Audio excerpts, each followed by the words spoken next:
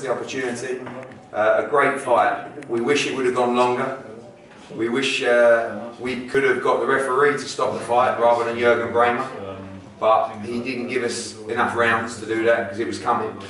And Nathan Cleverly becomes a two-time world champion tonight in Germany with a historic victory. So first of all, well done to Nathan Cleverly. Before I pass to Nathan to say a few words, there's a young fighter from Britain, Mike Tao, who lost his life in the ring 24 hours ago on Thursday night and passed away on Friday. So we want to just give our condolences to his family as well. Nathan, congratulations. Tell us about the fight. Thank you, guys. Thanks for the welcome in Germany. It's been great. I've been whole week here and it's been a fantastic time, you know. I've been treated great. And this is destiny tonight. This is my destiny. 5 years in the making, this fight. Myself and Jürgen Brähmer. We was meant to fight 5 years ago when I was 24 years of age. The fight didn't materialise. Brähmer didn't take me on then. He didn't turn up at the airport to fight me. So here we are, 5 years later, we finally get it on. Brähmer 37 years of age, myself 29. And I just felt I had too much for Brähmer tonight. Too young, too fresh. And the plan was to break this 37-year-old up in the first 6 rounds. The first half of the fight, make him work, make him fight with me. And make him, you know, make him dig deep the first half of the fight. Because I'm relentless, I can do this for 12 rounds. And to break Brähmer up the second half of the fight, to stand up tall, get behind the jab and the straight right hand, and then get the stoppage victory. And in the last round before the stoppage, you could see I was landing clean. I got up on my boxing, starting to land clean and starting to take over the fight.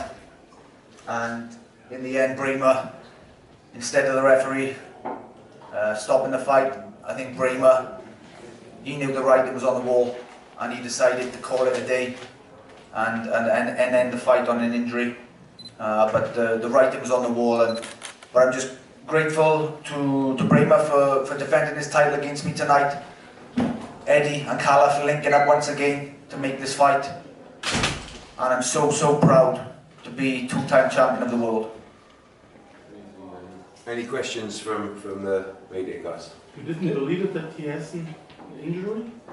I don't know. Maybe he has an injury. You know, the thing is with Brähmer, he's 37 now. He's been in boxing a long time.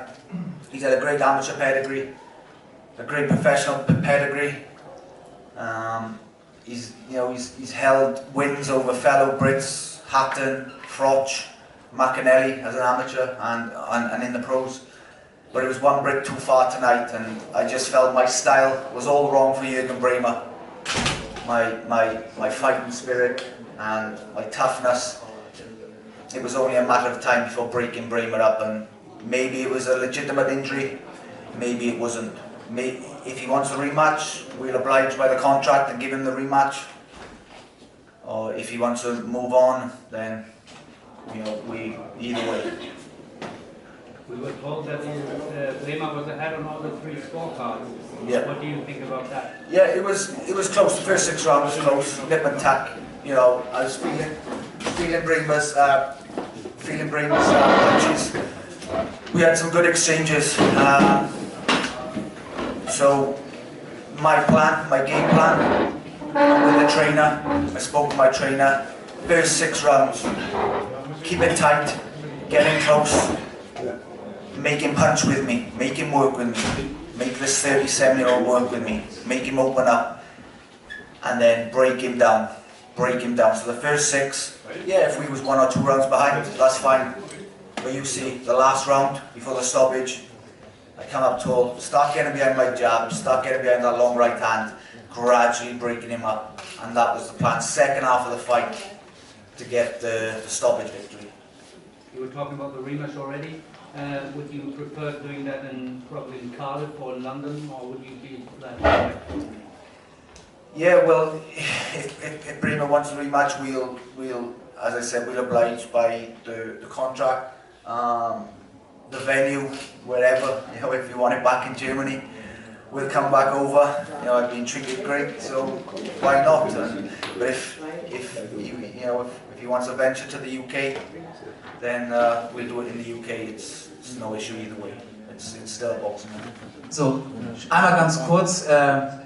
Ich glaube, wir fangen mal von vorne an. Nathan, danke, du machst auch einen guten Job. Also wenn ich mal Hilfe brauche als Pressesprecher, rufe ich dich gerne an.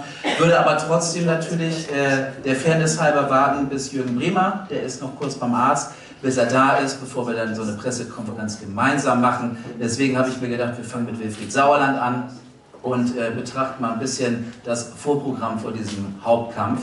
Fangen damit an in dieser Zeit. Wilfried Sauerland, spannende Kämpfe heute Abend gesehen, auf den Kampf von Jürgen Brähmer gegen nächsten Tag wollen wir gleich eingehen. Was hat Ihnen heute Abend sehr gut gefallen, was vielleicht ein bisschen weniger im Vorprogramm? Ja gut, die ersten 3-4 Kämpfe lassen wir mal außer. Das waren nicht so toll, aber was danach kam, also war schon sehr, sehr hochklassig und spannend. Und ich muss sagen, dass die 3 junge Leute, die zuerst von uns geboxt haben, also Vincent Feigenbutz, Leon Bauer und Arthur Mann, alle toll geboxt haben. Und man hat vor allen Dingen bei den beiden Karlsruhern, die ja nicht aus der Gegend kommen, trotzdem gemerkt, wie bei den Zuschauern irgendwie der Funke übersprang. Weil die sind halt Leute, die immer den K.O. suchen, die sehr spektakulär boxen. Und man sah vor allen Dingen auch bei Vincent Feigenbutz, der jetzt das erste Mal in seinem Leben in den letzten Monaten mit einem richtigen Boxtrainer trainiert hat. Ich war erstaunt, dass er in der kurzen Zeit eben so gute Fortschritte gemacht hat. Also muss ich schon sagen, hätte ich ihn in der kurzen Zeit nicht erwartet. Wie hat Ihnen Arthur Mann gefallen, der einen starken Gegner heute Abend hatte? Wir wissen, Engländer sind immer schwer zu boxen und sein Gegner war sehr zäh. Ich meine, er hat ja in der ersten Runde schon gewackelt, aber hat dann sich durch den Kampf hat sehr gut durchgeboxt. Und das war von Arthur Mann in seinem 7. Kampf als Profi eine tolle Leistung. Das war der Mut, dass er überhaupt schon gegen so einen Gegner antritt und dass er dann auch noch klar gewinnt. Den ersten Kampf, den wir gesehen haben, hat Alexander Peil bestritten, hat auch diesen Kampf gewonnen. Und ich glaube, da planen wir was wir jetzt auch sagen können für den 5. November, ein Kampf im Cruisergewicht. Ja, da boxen die beiden gegeneinander. Alexander Peil gegen Arthur Mann wird bestimmt ein spektakulärer Kampf. Ich habe jetzt Alexander Peil nicht erwähnt, weil ich zu spät für den Kampf gekommen bin. Wir standen ein bisschen im Stau. Aber das war bestimmt ein sehr, sehr spannender Kampf. Ja, das Ganze dann am 5. November in Potsdam mit der Weltmeisterschaft von Tyron Zeuge gegen Giovanni Di Carolis. Kleiner Ausblick vielleicht auch auf die Veranstaltung und jetzt mit dem Kampf von Jürgen. Die Zusammenarbeit Jürgen, Conny Mittermeier, Tyron Zeuge? Ja, die geht ja weiter. Wir haben ja keinen Anlass, da irgendwas zu ändern. Ich meine, es war heute sehr unglücklich, wir sprechen ja gleich noch darüber, aber es hat gar nichts mit Conny Mittermeier zu tun. Und Tyron hat mir soeben gesagt, die sind schon wieder seit 5, 6 Wochen im Training und er will am 5. November auf jeden Fall den Titel holen. Also den Titel, den wir heute verloren haben, will er dann holen. Und für uns ist das natürlich schön, wenn nochmal ein junger Mann einen Titel holt. Also das sagen wir unsere Jungen, wir haben wirklich gute Talente und ich glaube, dass da noch einiges nachkommen wird. Habt ihr vielleicht schon mal Fragen zum Vorprogramm, zu den Kämpfen?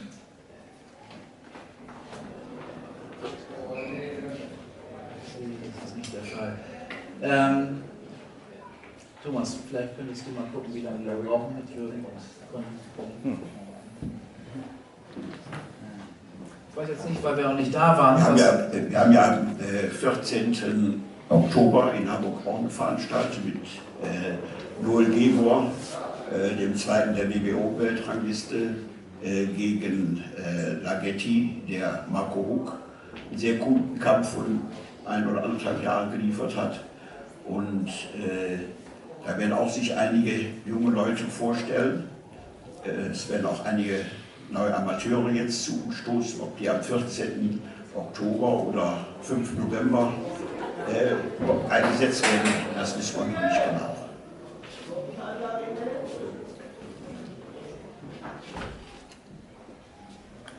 Sorry. Ich glaube, bevor wir jetzt das schweigen, wir fangen mal einfach an. Nächsten, das Ganze, jetzt haben wir natürlich unseren Übersetzer nicht dabei. Versucht das jetzt mal so. Just gone over there. Translate that.